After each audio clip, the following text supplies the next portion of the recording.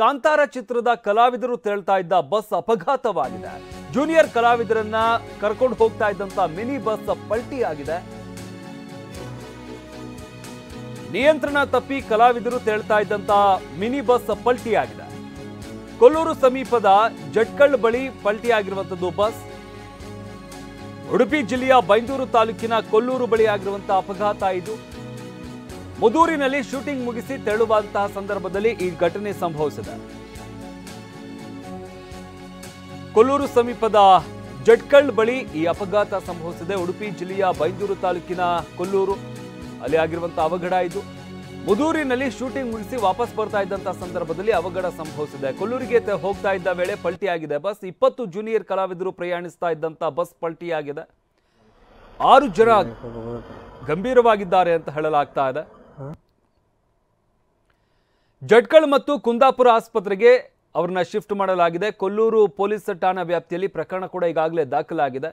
ಏನಾಯ್ತು, ಅಪಘಾತಕ್ಕೆ ಏನು ಕಾರಣ ಅನ್ನೋದ್ರ ಬಗ್ಗೆ ಮತ್ತಷ್ಟು ಮಾಹಿತಿ ಲಭ್ಯವಾಗಬೇಕಾಗಿದೆ. ಆದರೆ ಜೂನಿಯರ್ ಕಲಾವಿದರು ಹೋಗ್ತಾ ಇದ್ದಂತಹ ಈ ಒಂದು ಬಸ್ ಪಲ್ಟಿ ಆಗಿರುವಂಥದ್ದು.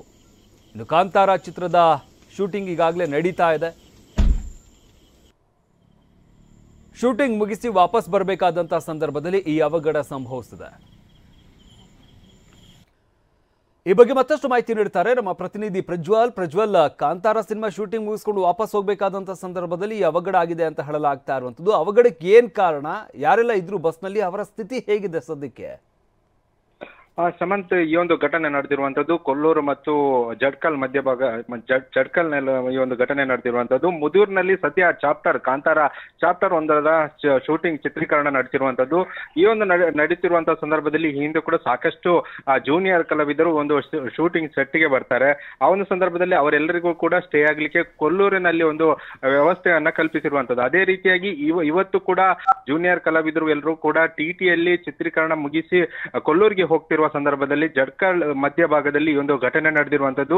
ಆ ನಿಯಂತ್ರಣ ತಪ್ಪಿ ಈ ಒಂದು ಮಿನಿ ಬಸ್ ಪಲ್ಟಿಯಾಗಿದೆ ಎಂಬ ಮಾಹಿತಿ ಕೂಡ ಲಭ್ಯ ಆಗಿರುವಂತದ್ದು. ಸದ್ಯ ಕೊಲ್ಲೂರು ಪೊಲೀಸರು ಕೂಡ ಸ್ಥಳಕ್ಕೆ ಭೇಟಿ ಕೊಟ್ಟು ಪರಿಶೀಲನೆಯನ್ನ ಮಾಡ್ತಿರುವಂತದ್ದು. ಯಾಕಂದ್ರೆ ಈ ಒಂದು ಮಿನಿ ಬಸ್ ನಲ್ಲಿ ಸುಮಾರು 15ರಿಂದ 20 ಜನ ಜೂನಿಯರ್ ಕಲಾವಿದರು ಇದ್ರು ಎಂಬ ಮಾಹಿತಿ ಕೂಡ ಲಭ್ಯವಾಗಿರುವಂತದ್ದು. ಆ ನಿಟ್ಟಿನಲ್ಲಿ ಅದರಲ್ಲಿ ಬಸ್ ನಲ್ಲಿದ್ದಂತ 20 ಮಂದಿಯಲ್ಲಿ 6 ಜನರಿಗೆ ಗಂಭೀರ ಗಾಯ ಆಗಿದೆ ಎಂಬ ಮಾಹಿತಿ ಕೂಡ ಲಭ್ಯ ಆಗಿರುವಂತದ್ದು. ಸದ್ಯ ಏನು ಗಾಯ ಆಗಿದೆ ಅವರನ್ನೆಲ್ಲ ಜಟ್ಕಲ್ ಮತ್ತು ಕುಂದಾಪುರ ಖಾಸಗಿ ಆಸ್ಪತ್ರೆಗೆ ದಾಖಲಿಸಿ ಚಿಕಿತ್ಸೆಯನ್ನ ನೀಡಲಾಗ್ತಿದೆ ಎಂಬ ಮಾಹಿತಿ ಕೂಡ ಲಭ್ಯವಾಗಿರುವಂತದ್ದು. ಸಮಾನ್, ಧನ್ಯವಾದ ಪ್ರಜ್ವಲ್ ನಿಮ್ಮೆಲ್ಲ ಮಾಹಿತಿಗಾಗಿ.